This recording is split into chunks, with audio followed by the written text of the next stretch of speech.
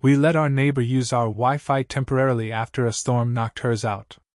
A month later, we got a knock on the door from the police. Someone had been using our network to threaten local businesses, sending emails from a fake account tied to my name. I was almost charged. Until I remembered that night. When I checked the router log, I saw a device labeled guest_1. When I confronted her, she said, "You shouldn't have given me the password if you didn't want trouble." But what she didn't know was that my brother works in cybercrime. And her next email was sent from inside her own work computer. I live in Greenville, South Carolina. Quiet street, mostly families and older couples. Not a lot of drama usually. I work from home full-time, remote IT work, and my wife, Denise, is a dental hygienist. Our life is steady, low stress. Then the storm hit. I think it was early January. Bad wind, sideways rain, trees snap like toothpicks. Power lines down everywhere. Our house got lucky. We lost power for about 24 hours, but the next street over had it worse.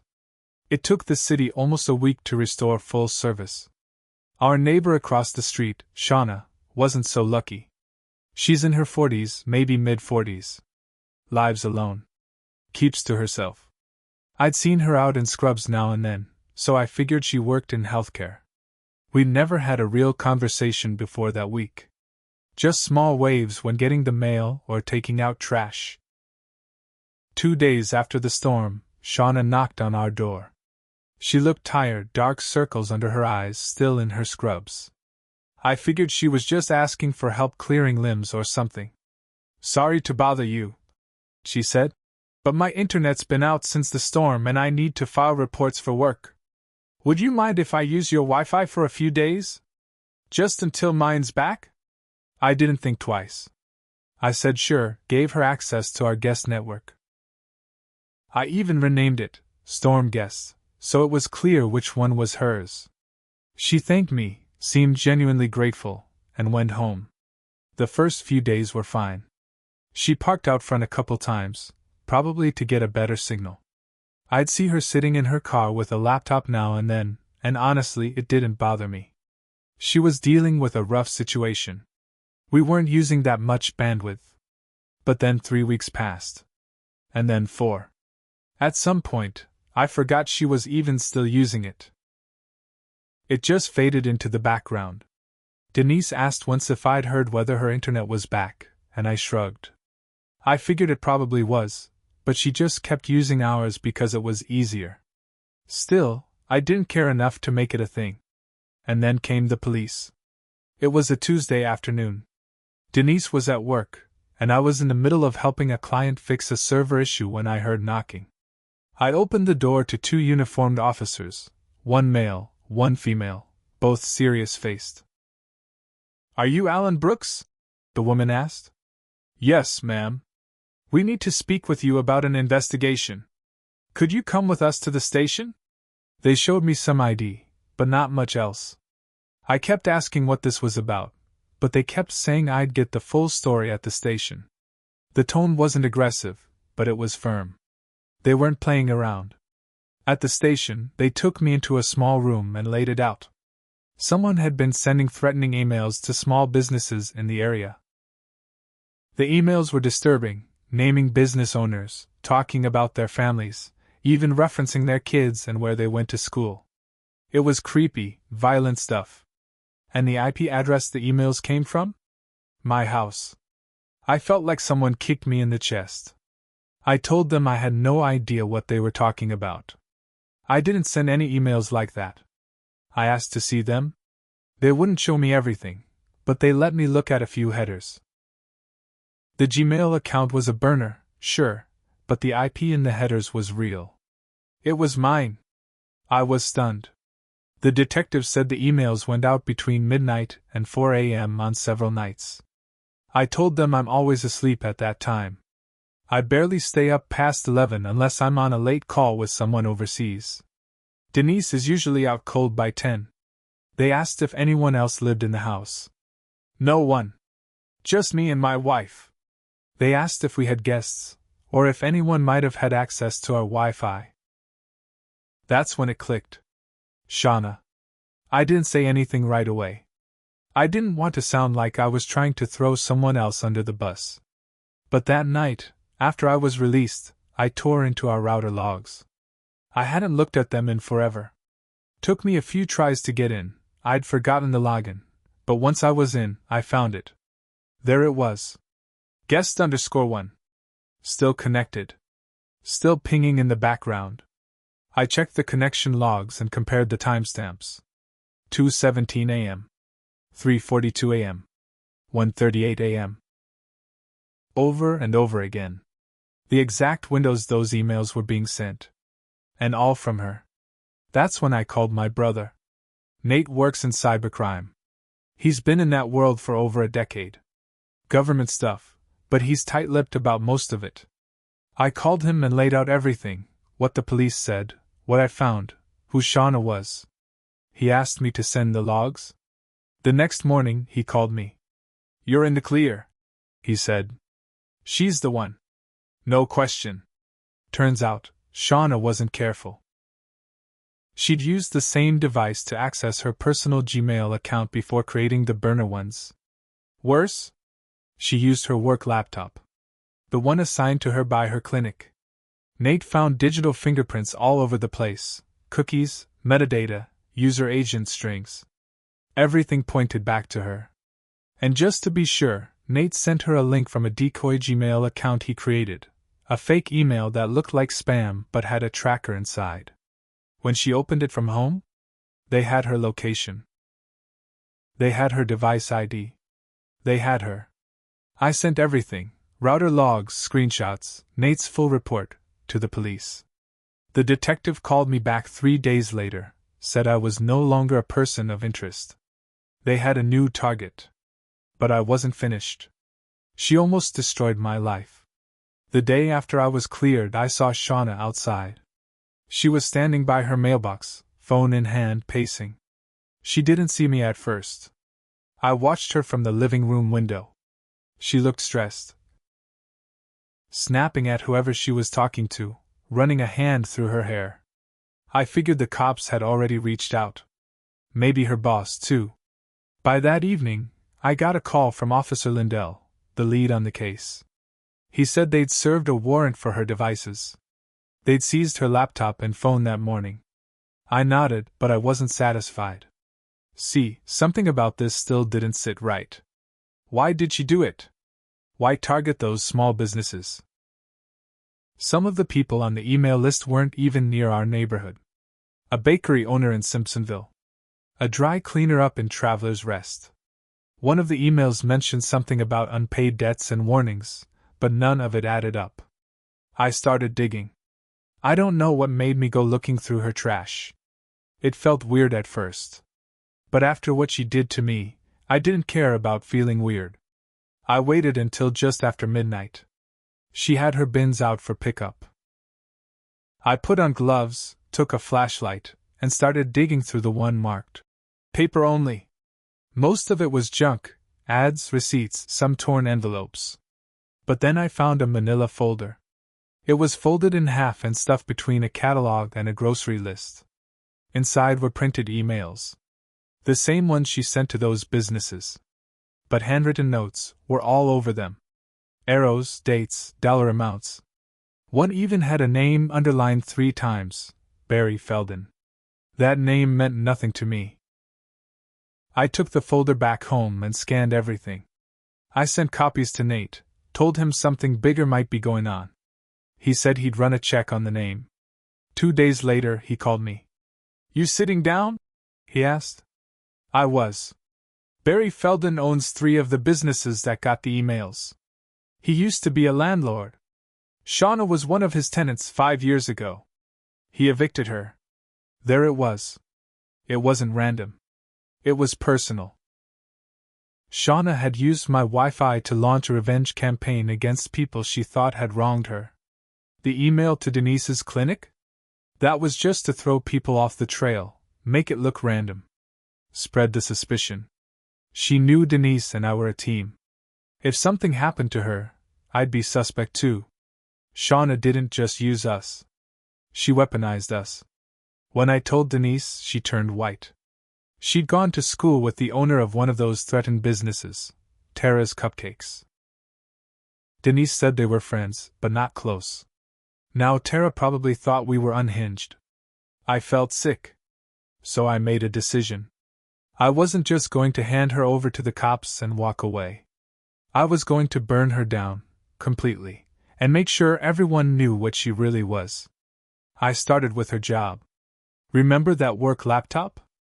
It was assigned to her by a private home care agency that sent nurses to high-risk patients. I called the company's tip line and sent them the same folder. I didn't even hide who I was. I told them what she did, how she abused company resources, how she dragged me into it. They called back an hour later. Not only had she violated their computer use policy, but 2 of the patients she'd visited also owned small businesses. She'd targeted them too. They fired her the next day. But here's where it gets weird. That night, someone egged our house. I didn't see who did it, but I had a feeling. And I was right. 2 days later, our security cam caught her walking by our driveway at 2 a.m. No eggs this time. Just standing there staring. Then she walked off. Denise wanted to call the cops, but I told her no.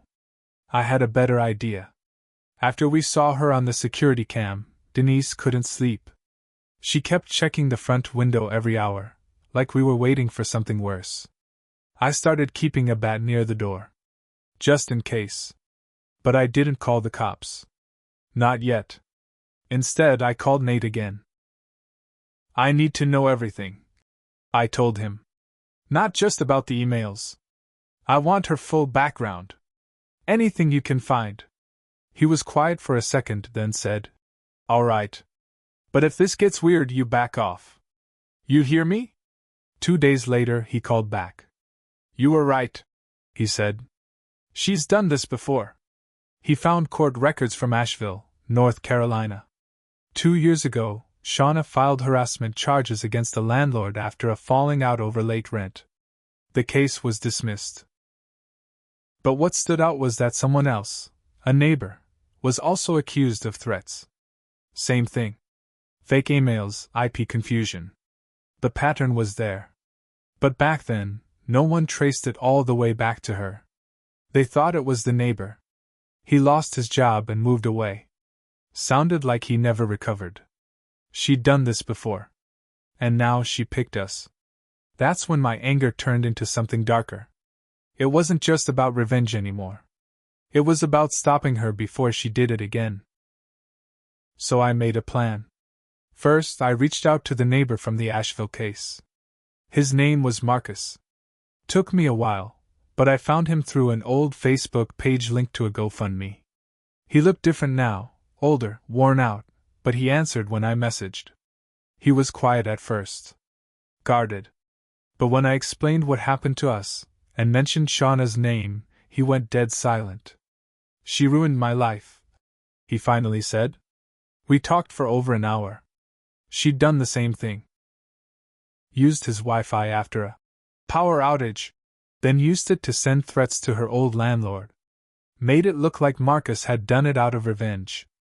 The cops got involved, and though nothing stuck, the damage was done. His reputation was gone. I asked if he still had any of the old evidence. He said most of it was gone, but he still had a thumb drive with some of the files. Email headers. Router screenshots. He offered to mail it to me. It arrived 4 days later. I compared the files on his drive with what Nate pulled from our logs. Same email formats. Same burner account structures.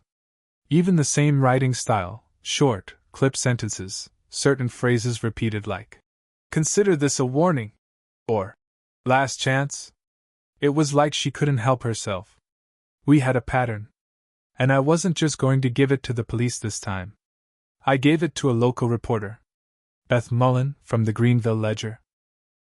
She'd done stories on cyberbullying and identity theft before. I emailed her everything. My story, Marcus's story, all the logs, all the screenshots. I told her she didn't have to use my name, but she needed to expose Shauna before she did this to someone else. Beth called me 2 hours later. "This is big," she said. She worked fast. Interviewed me the next day. Talked to Marcus over Zoom. Reached out to the businesses that got the emails. Every thread she pulled led back to Shauna. Then something happened I didn't expect.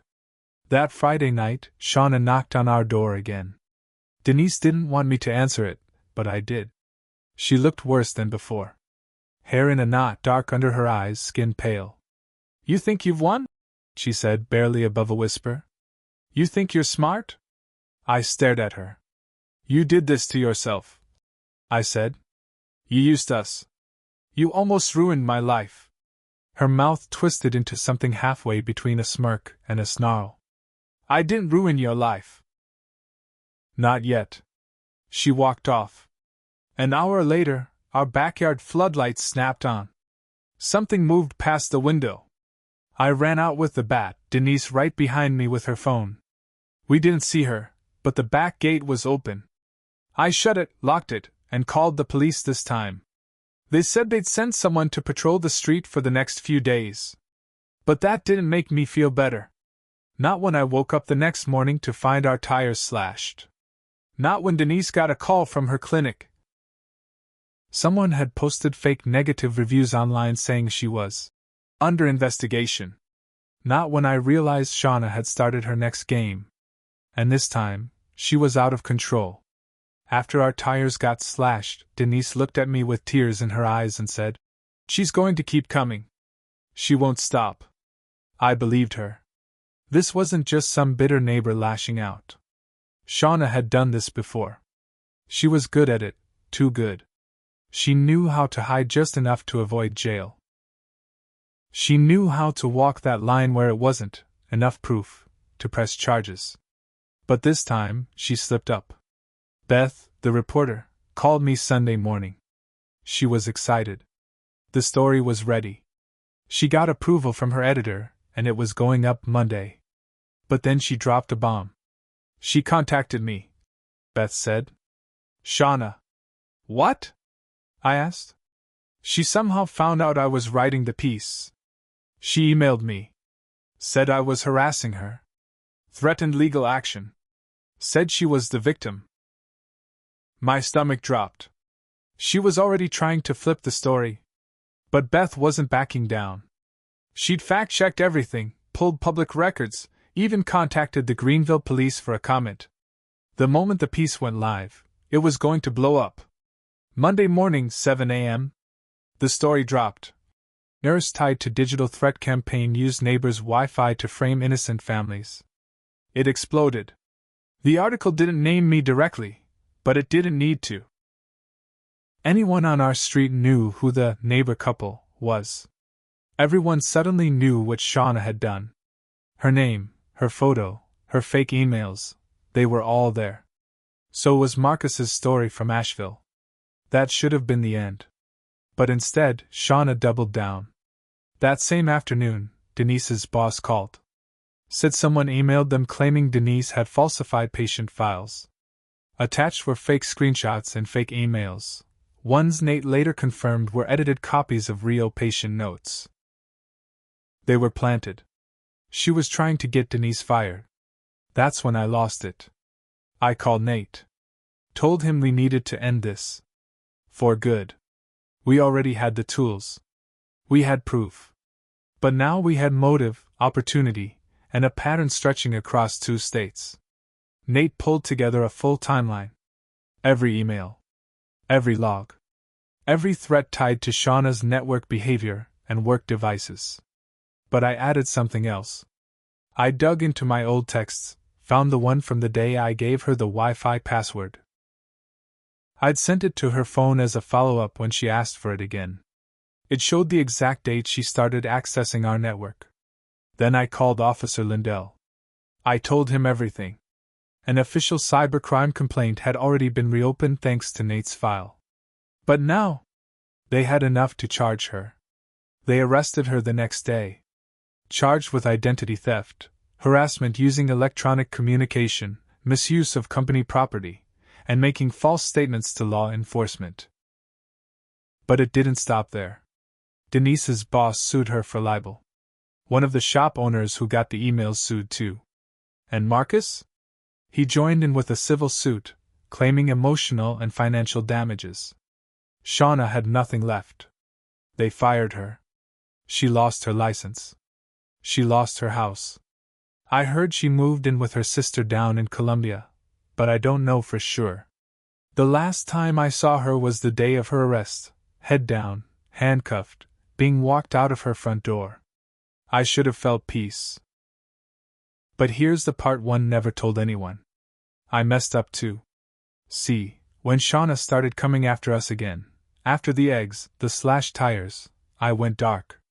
I posted her full name on a private neighborhood board.